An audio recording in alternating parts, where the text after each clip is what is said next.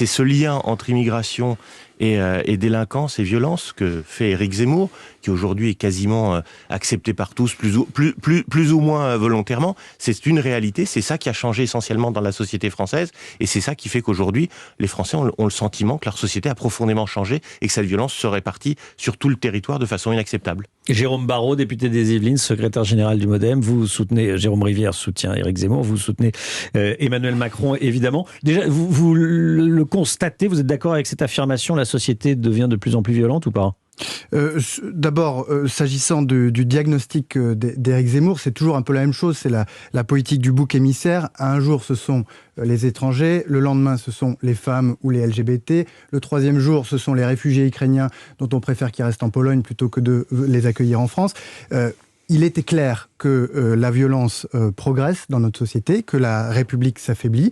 C'est au cœur d'ailleurs de la politique qui a été menée par Emmanuel Macron pour essayer de restaurer la République partout en France, avec une réponse à la fois, je dirais, sur les moyens policiers et les moyens de la justice, et puis une réponse aussi qui va chercher des solutions dans l'éducation, dans l'inclusion de tous les publics, dans le projet républicain. Et c'est ça qui nous différencie principalement du projet d'Éric Zemmour, c'est que nous voulons inclure tout le monde plutôt que de dresser les Français les uns contre les autres. Non mais vous dites pas pourquoi c'est les Français, donc d'après vous, qui sont devenus plus violents.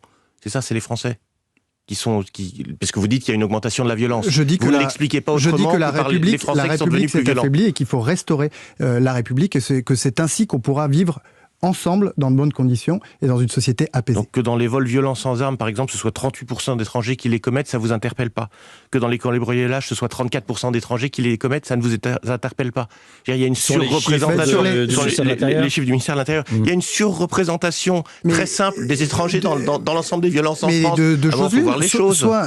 Apporter une réponse policière et judiciaire aux infractions et aux cambriolages. Des étrangers, c'est peut-être aussi une solution, non? Ça vous vient pas à l'esprit. Intégrer les personnes qui disposent d'un titre pour séjourner dans notre pays, expulser les personnes qui n'en disposent pas. La politique, elle est claire, elle est menée avec beaucoup de volontarisme par Emmanuel Macron, et nous allons continuer de le faire dans ce sens-là.